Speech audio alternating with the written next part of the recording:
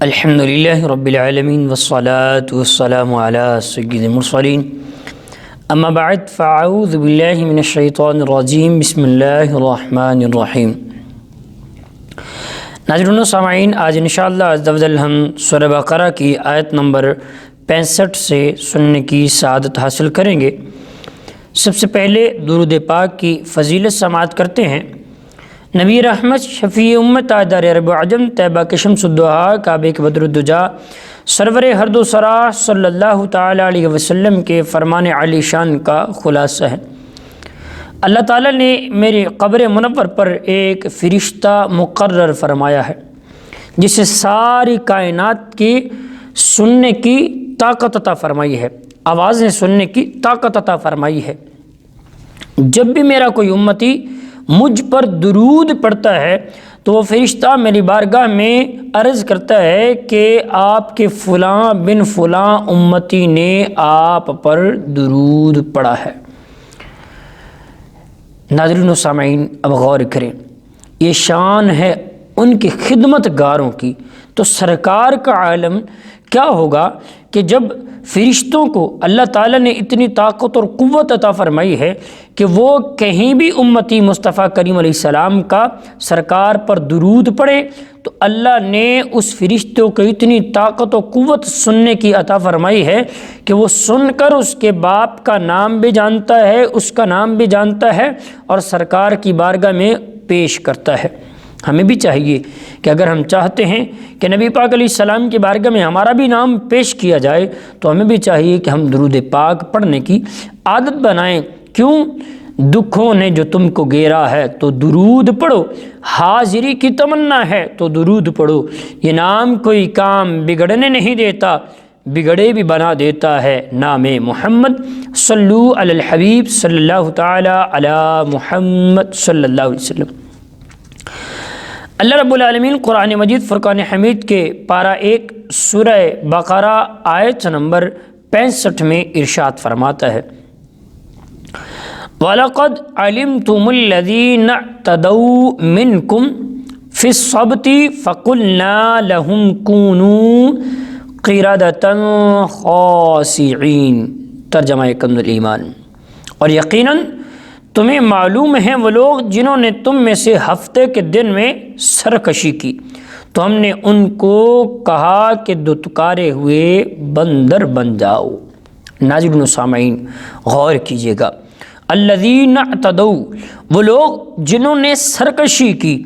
ناظرین و سامعین، شہر ایلہ میں بنی اسرائیل آباد تھے، انہیں حکم تھا کہ ہفتے کے دن عبادت کے لیے خاص کر دیں، ہفتے کا دن عبادت کے لیے خاص کر دیں۔ اس روز شکار کرنے سے منع کیا گیا اور دنیاوی مشاغل ترک کر دیں۔ ان کے ایک گروہ نے یہ چال چلی کہ وہ جمعہ کے دن شام کے وقت دریا کے کنارے کنارے بہت سے گڑھے کھودتے اور ہفتے کے دن ان گڑھوں تک نالیاں بناتے جن کے ذریعے پانی کے ساتھ آ کر مچھلیاں گڑھوں میں قید ہو جاتی، اور اتوار کے دن انہیں نکالتے اور کہتے کہ ہم مچھلی کو پانی سے ہفتے کے دن تو نہیں نکالتے۔ یہ کہہ کر وہ اپنے دل کو تسلی دے لیتے۔ 40 یا 70 سال تک ان کا یہی عمل رہا، اور جب حضرت داؤد علیہ السلام کی نبوت کا زمانہ آیا تو آپ علیہ السلام نے انہیں اس سے منع فرمایا اور فرمایا کہ قید کرنا ہی شکار ہے جو تم ہفتے ہی کو کر رہے ہو۔ جب وہ باز نہ آئے تو آپ علیہ السلام نے ان پر لعنت فرمائی اور اللہ تعالیٰ نے انہیں بندروں کی شکل میں بدل دیا، مسخ کر دیا۔ بعض مفسرین فرماتے ہیں کہ نوجوان بندروں کی شکل میں اور بوڑھے خنزیروں کی شکل میں مسخ ہو گئے۔ ان کی عقل اور حواس تو باقی تھے مگر قوت گویائی، بولنے کی طاقت ان کے پاس نہیں تھی، اور بدنوں سے بدبو نکلنے لگی اور وہ اپنے اسی حال میں روتے رہے یہاں تک کہ 3 دن میں سارے کے سارے مر گئے۔ ان کی نسل باقی نہ رہی، اور یہ لوگ 70,000 کے لگ بھگ تھے۔ ناظرین و سامعین غور کریں کہ اتنے اس واقعہ کی تفصیل سورہ اعراف کی آیت نمبر 163 تا 66 میں بھی بیان کی گئی ہے کہ کیسے اللہ کا ان پر عذاب آیا، نافرمانی کرتے تھے۔ اللہ تبارک و تعالی نے پھر ان کو ارشاد فرمایا کونو قردۃ خاسئین۔ آج امت مسلمہ غور کرے کہ پہلے کی قومیں اگر نافرمانی کرتی تھی تو ان پر فوراً عذاب آ جاتا تھا، لیکن اللہ تبارک و تعالی نے اپنے محبوب صلی اللہ تعالی علیہ وسلم کی امت کو یہ فضیلت بخشی ہے۔ محبوب علیہ السلام کے صدقے اللہ نے یہ رحم و کرم فرمایا ہے، کیونکہ محبوب علیہ السلام وما ارسلناک الا رحمۃ للعالمین بن کر دنیا میں تشریف لائے، تو محبوب کی رحمت کا ایک حصہ امت مصطفیٰ کو یہ دیا گیا کہ اللہ نے ارشاد فرمایا اے محبوب علیہ السلام ہم ان کو اس وقت تک عذاب نہیں دیں گے جب تک آپ ان میں تشریف فرما ہیں۔ یہ اس وقت کفار کے لیے فرمایا گیا کہ اللہ تبارک و تعالی نے فرمایا محبوب آپ کے صدقے کفار پر عذاب نہیں آ رہا۔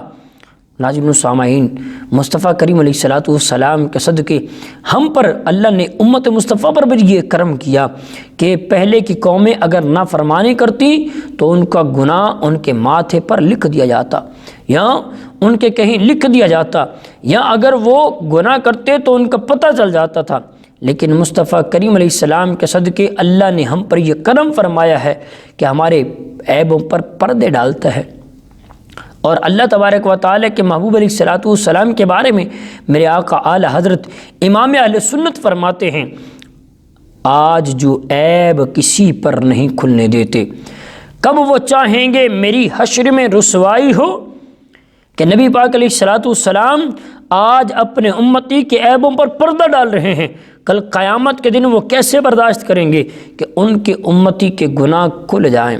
امتی کو بھی چاہیے کہ اپنے محبوب علیہ السلام کی لاج رکھتے ہوئے اپنے رب کی نافرمانیوں سے باز آ کر گناہوں سے خود بچے، جس طرح ان کو ارشاد فرمایا گیا، بنی اسرائیل کے بارے میں ارشاد فرمایا گیا کہ یہ ایک دن اللہ کی عبادت کے لیے مقرر کر لو، اس دن کوئی دنیاوی کام نہیں کرنا۔ قرآن میں مسلمانوں کو بھی سورہ جمعہ میں صرف ایک جمعے کا ارشاد فرمایا گیا کہ فَسَعُوا إِلَىٰ ذِكْرِ اللَّهِ وَذَرُوا الْبَيْعَ ذَلِكُمْ خَيْرٌ لَكُمْ إِن كُنتُمْ تَعْلَمُونَ، کہ جب جمعہ کی اذان دی جائے یا ایھا الذین آمنوا اذا نودی للصلاۃ من یوم الجمعۃ فسعوا الی ذکر اللہ، جب تمہیں جمعہ کے لیے بلایا جائے، جمعہ کی اذان دی جائے تو تم فوراً اس کے لیے کوشش کرو، اس کے لیے بھاگو اور اپنے دنیاوی مشاغل ترک کر دو۔ ذالکم خیر لکم ان کنتم تعلمون، اگر تم جانتے تو اس میں تمہارے لیے بہتری ہے۔ اور اس کے بارے میں ارشاد فرمایا کہ ان کے لیے تو ایک پورا دن عبادت کے لیے کہا گیا تھا، لیکن اللہ تبارک و تعالی نے یہاں ارشاد فرمایا کہ جب جمعہ پڑھ چکو پھر زمین میں پھیل جاؤ اور اللہ کا فضل تلاش کرو۔ ناظرین و سامعین غور کریں، ہم جمعہ کی نماز پڑھنے آتے ہیں تو ہم فقط فرض پڑھ کر پیچھے سے پیچھے کو نکل جاتے ہیں۔ کیا جمعہ صرف 2 رکعتوں کا نام ہے؟ نہیں، جمعہ 14 رکعتیں ہوتی ہیں جمعۃ المبارک میں، اور ہم 2 رکعتیں فرض پڑھ کے پیچھے کو نکل جاتے ہیں۔ کبھی غور کیجئے گا کہ جمعۃ المبارک مصطفیٰ کریم علیہ السلام ارشاد فرماتے ہیں کل قیامت کے دن فرضوں کی کمی بیشی سنتوں اور نوافل سے پوری کی جائے گی۔ ہم فرض پڑھ کر پیچھے کو چلے جاتے ہیں تو کبھی سوچا ہے کہ کل قیامت کے دن وہ کمی بیشی کیسے پوری کی جائے گی؟ تو ہمیں چاہیے کہ ہم اللہ کے محبوب علیہ السلام کے بتائے ہوئے طریقوں کے مطابق زندگی گزار کر اپنے رب کی بندگی میں زندگی گزاریں، کیونکہ بزرگ فرماتے ہیں بندے ہو تو بندگی کرو، جب بندے ہو کر بندگی نہیں کرو گے تو پھر بندے ہونے کا کیا فائدہ۔ اگلی آیت مبارکہ آیت نمبر 66 میں ناظرین و سامعین بھی اللہ تبارک و تعالی نے ارشاد فرمایا، یہ آیت نمبر 65 سے ایک اور شرعی مسئلہ یہ پتہ چلتا ہے کہ حکم شرعی کو باطل کرنے کے لیے ہیلا حرام ہے، جیسا کہ یہاں مذکور ہوا، اور حکم شرعی کو کسی دوسرے شرعی طریقے سے حاصل کرنے کے لیے ہیلا کرنا جائز ہے، جیسے حضرت ایوب علیہ السلام کا اس طرح کا عمل سورہ صاد آیت نمبر 44 میں بیان کیا گیا۔ آگے فرمایا فَجَعَلْنَاهَا نَكَالًا لِمَا بَيْنَ يَدَيْهَا وَمَا خَلْفَهَا وَمَوْعِظَةً لِلْمُتَّقِينَ، تو ہم نے یہ واقعہ اس وقت کے لوگوں اور ان کے بعد والوں کے لیے عبرت بنا دیا اور پرہیزگاروں کے لیے نصیحت بنا دیا۔ ناظرین و سامعین، اس سے پتہ چلا کہ قرآن پاک میں عذاب کے واقعات ہماری عبرت و نصیحت کے لیے بیان کیے گئے، لہٰذا قرآن پاک کے حقوق میں سے یہ بھی ہے کہ اس طرح کے واقعات اور آیات پڑھ کر ہم کو اپنی اصلاح کرنی چاہیے۔ اللہ تبارک و تعالی ہمیں عمل کرنے کی توفیق عطا فرمائے، آمین بجاہ نبی الامین صلی اللہ تعالی علیہ وسلم۔